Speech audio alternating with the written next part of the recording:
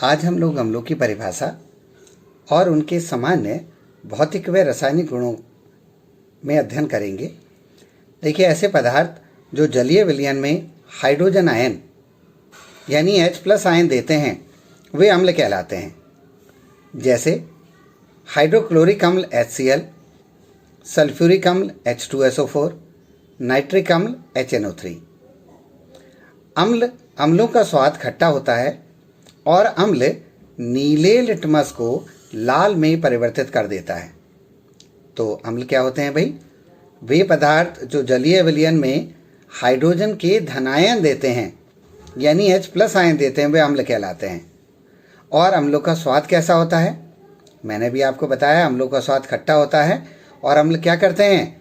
अम्ल नीले लिटमस को लाल लिटमस में परिवर्तित। जैसा मैंने आपको पहले बताया था कि जो पदार्थ जलीय विलयन में हाइड्रोजन आयन देते हैं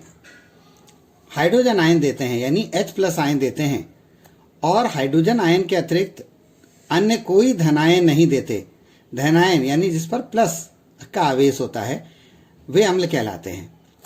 जैसे हाइड्रोक्लोरिक अम्ल, सल्फ्यूरिक अम्ल और नाइट्रिक अम्ल, ये कुछ उदाहरण हैं अम्लों के।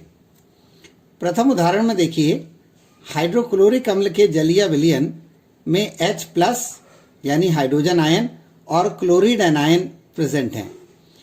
क्योंकि HCl के जलीय विलयन में हाइड्रोजन का धनायन उपस्थित है, अतः हाइड्रोक्लोरिक अम्ल एक अम्ल है। इसी प्रकार सल्फ्यूरिक अम्ल भी जल में घोले जाने पर हाइड्रोजन का धनायन देता है, इसलिए ये भी एक अम्ल है। इसी प्रकार नाइट्रिक अम्ल जल में घोले जाने पर हाइड्रोजन का धनायन देता है, अर्थात ये भी एक अम्ल है। तो अम्ल कौन हुए? अम्ल वे पदार्थ होंगे जो जलीय विलयन में हाइड्रोजन आयन देते हैं। अब अम्लों के कुछ गुण हम लोग डिस्कस कर लेते हैं। देखिए, अम्लों का स्वाद खट्टा होता है, लेकिन कुछ अम्ल संक्षारक प्रकृति के होते हैं, इसलिए हमें इन्हें चक्कर नहीं देखना चाहिए।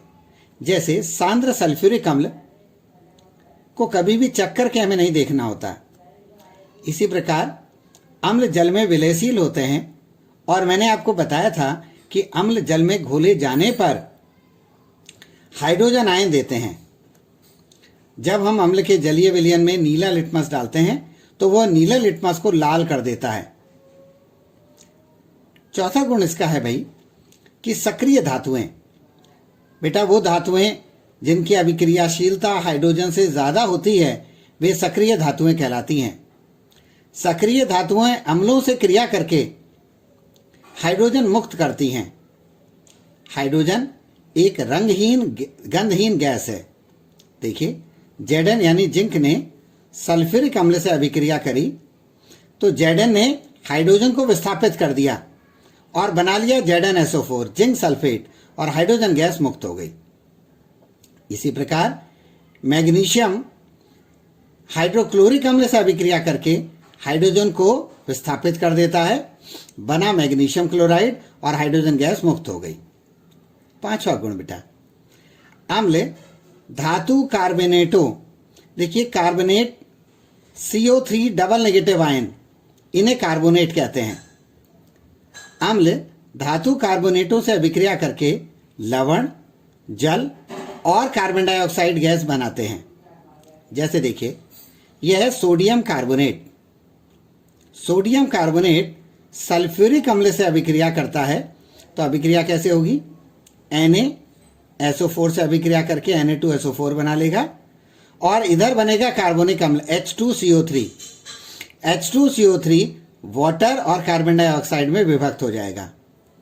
इसी प्रकार कैल्शियम कार्बोनेट और H2SO4 यानी सल्फ्यूरिक अम्ल, ये आपस में कैसे अभिक्रिया करेंगे? कैल्शियम SO4 के साथ बना लेगा कैल्शियम सल्फेट और H2CO3 बनाएगा वाटर और यह है कार्बन डाइऑक्साइड गैस। छठा गुण बेटा, अम्ल क्षारों से अभिक्रिया करके, अगले टर्न पर हम क्षारों को पढ़ेंगे बेटा। क्षार वे पदार्थ होते हैं जो हाइड्रोक्साइड आयन यानी OH नेगेटिव आयन देते हैं। अम्ल क्षारों से अभिक्रिया करके लवण और जल बनाते हैं। लवण और जल बनाते हैं और इस अभिक्रिया को हम उदासीनीकरण अभिक्रिया कहते हैं। जैसे NaOH यानी सोडियम हाइड्रोक्साइड HCl से यानी सल्फ्यूरिक अम्ल से अभिक्रिया करके सोडियम क्लोराइड और जल बनाता है। तो ये बेटा कुछ प्रमुख गुण हो गए अम्लों के।